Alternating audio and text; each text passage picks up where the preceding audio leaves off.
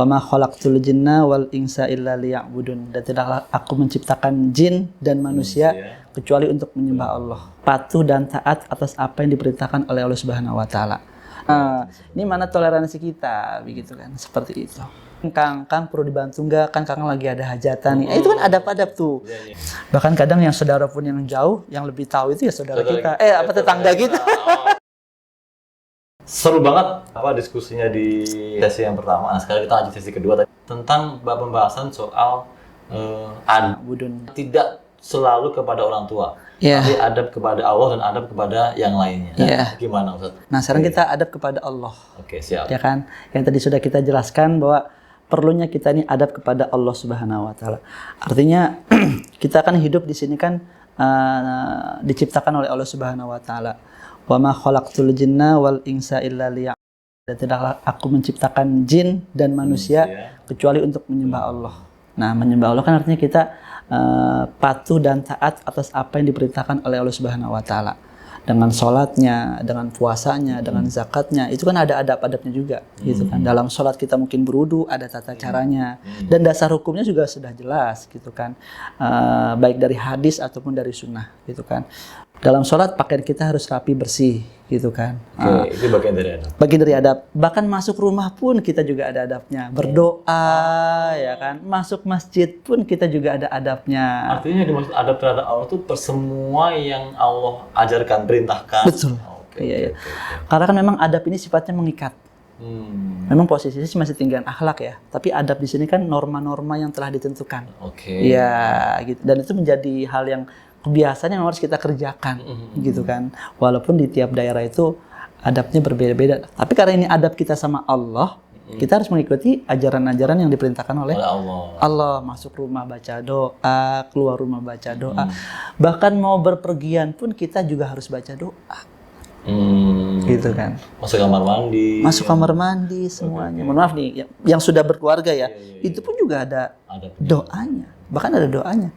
Gitu kan. Ya mungkin kita sering dengar dengan Allahumma jannibna syaitana. Itu kan juga ada doanya ketika kita sedang bersenggama ya, gitu kan. Itu ada adab-adabnya juga, gitu kan. Seperti itu perlu dalam saya mengatur semuanya kok.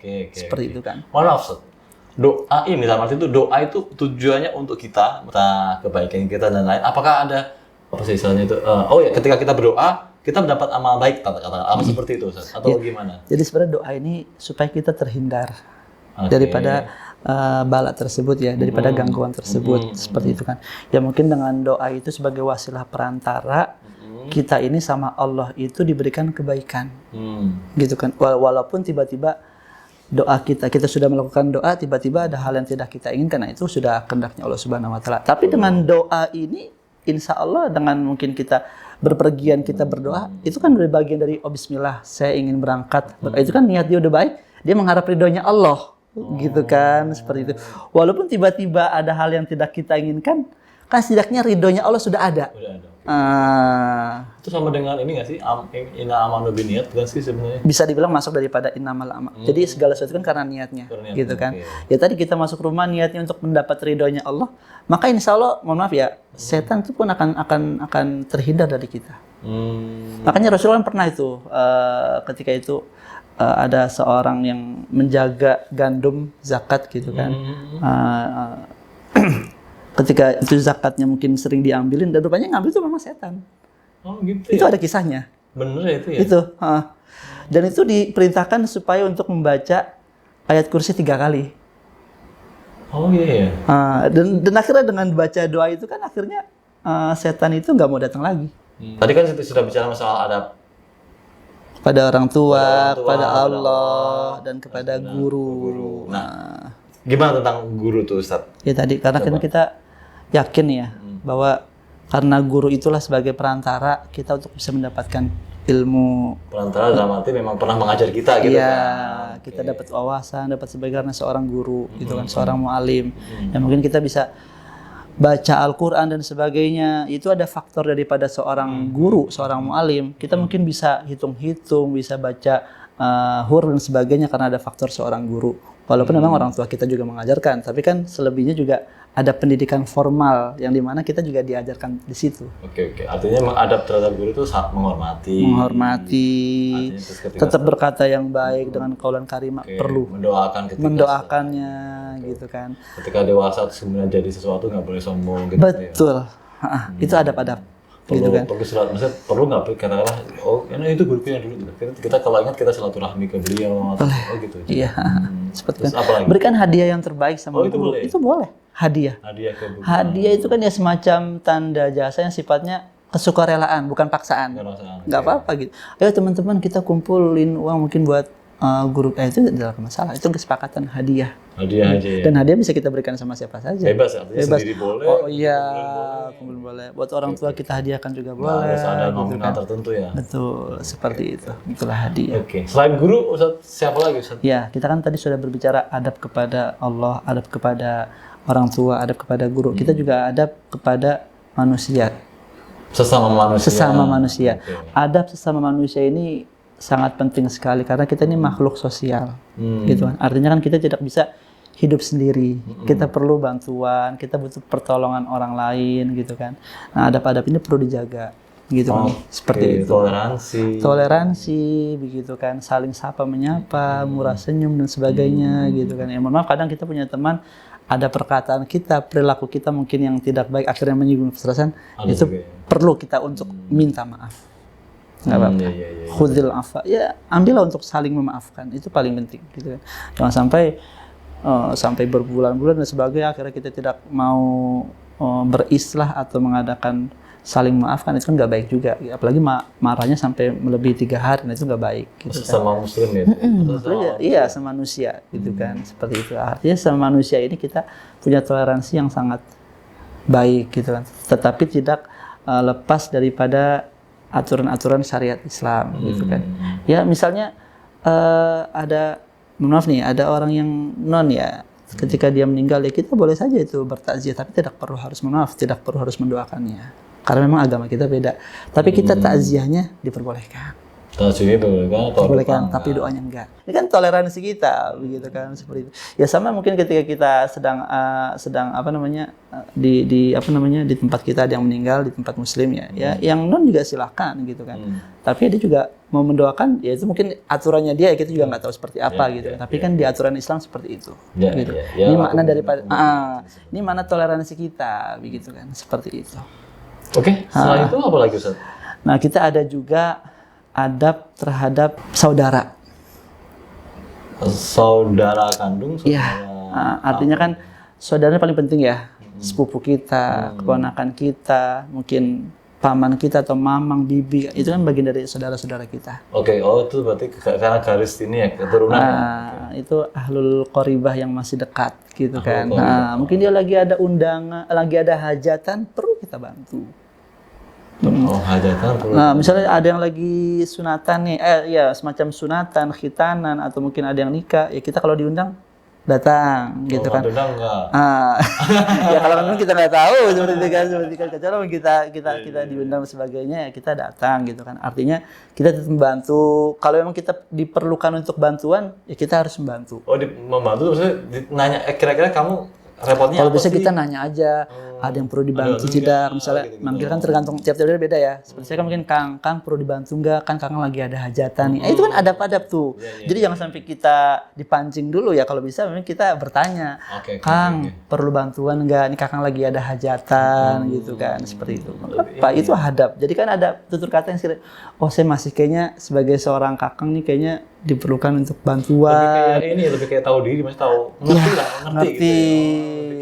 Seperti itu kan. Nah, ini perlu ngerti kerepotan saudara kita. Betul. Ya kecuali kalau memang kita nggak tahu dan sebagainya, itu baru lumrah ya. Kalau kita nggak tahu gitu kan. Tapi kalau memang kita tahu dan sebagainya, kan sekarang tahunya bisa banyak lewat saudara-saudara atau grup dan sebagainya. Itu kan bagian dari wasilah kita tahu. Tahu tapi pernah nggak tahu gimana Ustaz? Nah, itu yang kita tidak inginkan gitu kan. Artinya kan walaupun seperti itu kan tidak baik juga, walaupun tidak ada masalah. Cuman kan kalau seperti itu kan tidak baik. Jadi adab. Nah, jadi adab itu kan tidak mengikat. Jadi artinya kalau tidak dilakukan ya kurang kurang baik aja gitu kan.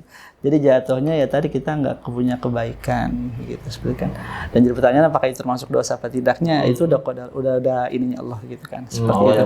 Allah yang Maha tahu gitu kan. Itu yang sifatnya adab. Gitu kan. Ya, tapi saya yakin kalau misalnya kita seperti itu, bisa saja itu menjadi perantara kebaikan kita yang dicatat sama Allah, akhirnya menggugurkan dosa-dosa kita karena kebaikan kita seperti itu. Kan kita pernah dengar nih hadis yang dimana ada seorang perempuan yang ngasih makan ke seekor anjing bisa masuk surga. Cuman karena ngasih makanan kepada seekor anjing. Itu bisa menjadi perantara kebaikannya. Tadi bisa saja perantara kita, maaf ya, masuk surganya kita kalau ya tadi karena kebaikan kita mungkin bantu saudara-saudara kita dan sebagainya, itu karena adab-adab kita kepada mereka itu menjadi wasilah perantara kita bisa masuk surga gitu kan. Tapi jangan melegitimasi akhirnya kita nggak mau sholat, yang penting bisa bantu saudara, itu nggak bisa. Beda jalurnya seperti itu. Oke, setelah saudara ke siapa lagi? Nah, setelah kita kepada saudara, adab kita ini kepada tetangga, gitu kan. Nah, kenapa tetangga ini? Karena tetangga ini kita tahu bahwa mereka ini ada di samping kita. Orang paling dekat dengan kita. Bahkan kadang yang saudara pun yang jauh, yang lebih tahu itu ya saudara kita. Tetangga kita. Karena memang tiap hari yang paling jangan sampai kita tinggal di rumah itu, tapi kita nggak tahu tetangga kita ini siapa, depan kita ini siapa, samping kiri kita ini siapa, gitu kan. Ya perlu ada namanya semacam ya guyub, ya artinya biar pada tahu bahwa kita di samping itu juga ada kerabat dekat yang mungkin ada di samping kita, gitu kan. Takutnya ada apa-apa, mohon maaf. Ketika nanti kita ada keperluan kan nanti bisa tetangga yang akan membantu kita. Mohon maaf ketika ada mungkin yang sakit dan sebagainya. Nah itu kan peran tetangga itu sangat penting gitu kan. Seperti itu. Jangan sampai kita cuek dan sebagainya. Ini pentingnya dalam kita adab terhadap tetangga. Harus saling tahu, bukan kita pengen tahu ya. Artinya hanya sebatas kita biar bisa saling mengenal satu sama lain. Karena kan kita makhluk sosial. Gitu kan. Tapi perlu ada adab-adabnya juga ketika kita mungkin berkumpulan sebagainya atau waktu. Artinya nggak boleh maghrib kita datang, itu kan waktu sholat maghrib gitu kan. Takutnya mohon maaf ada yang sedang ke kamar mandi dan sebagainya. Perlu ada batas-batasannya ketika kita mungkin ingin bertetangga dan sebagainya. Seperti itu. Itu adab-adab yang sangat artinya perlu. Gini ya, kalau saya mau boleh menggarisbawahi bahwa ternyata Islam itu komplit. Jadi bicara soal adab aja, itu bukan cuma adab, ternyata bukan cuma orang tua dan anak, tapi betul. Diatur keseluruhan ya. Betul. Makanya Islam itu dibilang apa sih namanya, rahmatan lil alamin itu ya. Untuk seluruhnya. Baik.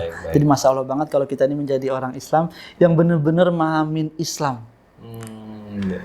Adab kepada Allah, gitu kan. Dan ini harus kita edukasi sama mohon maaf ya, sama anak-anak yang mungkin masih pelajar. Karena kenapa? Anak-anak sekarang mohon maaf ya, adabnya ya kita tahu sendiri gitu kan, walaupun ya kita lihat ada yang baik juga gitu kan. Tapi ini harus kita edukasi terus kepada anak-anak zaman sekarang. Mungkin mohon maaf nih, dulu mungkin pendidikan non formalnya tidak ada. Tapi mungkin secara sopan santunnya, secara adabnya, kadang ada. Nah sekarang kita ini sudah ada pendidikan formalnya, tapi mohon maaf, adabnya kita berkurang. Nah ini perlu kita edukasi nih, jangan sampai kita punya pendidikan formal, tapi malah adabnya yang berkurang, begitu kan? Seperti itu kan? Karena lingkungan, apakah saya salah mendidiknya orang tuanya gitu? Apakah nggak tahu juga? Mungkin apa karena memang zamannya begini gitu? Contoh, ya memang kalau dibilang dulu aku begini, anakku sekarang kok beda gitu. Dikasih cara yang sama kok, dikasih cara yang sama dengan orang tua kita. Mengajarkan dulu kok nggak bisa nih gitu. Nah ternyata makanya saya dari awal tadi aku bilang kita harus terus belajar untuk kayak gitu. Tetap kita sebagai orang tua berikhtiar supaya anak kita ini menjadi anak yang baik ya, yang soleh dan soleha gitu kan. Ya mungkin ada masanya, ada fase-fasenya mereka juga. Yang penting tidak terlalu berlebihan begitu kan. Seperti itu. Kita sering kasih aja motivasi bahwa Islam itu lahir daripada orang-orang yang pemuda-pemudi yang hebat ya, gitu kan. Ada Al-Farabi, Imam Syafi'i itu juga masih kecil juga sudah bisa menghafal Al-Quran, gitu kan. Penaklukan Konstantinopel, itu orang-orang yang luar biasa itu. Ali bin Abi Thalib masih kecil ya kan, seperti itu. Itu banyak, itu yang menjadikan mereka itu ada motivasi gitu. Ya, salah satu motivasi anak. Motivasi anak.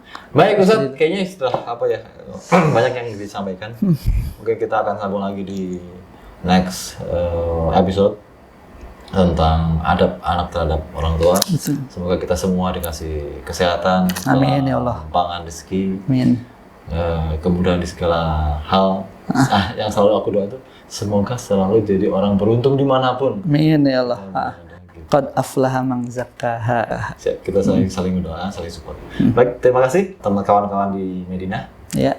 Sampai ketemu di podcast selanjutnya. Episode selanjutnya. Assalamualaikum warahmatullahi wabarakatuh. Waalaikumsalam warahmatullahi wabarakatuh.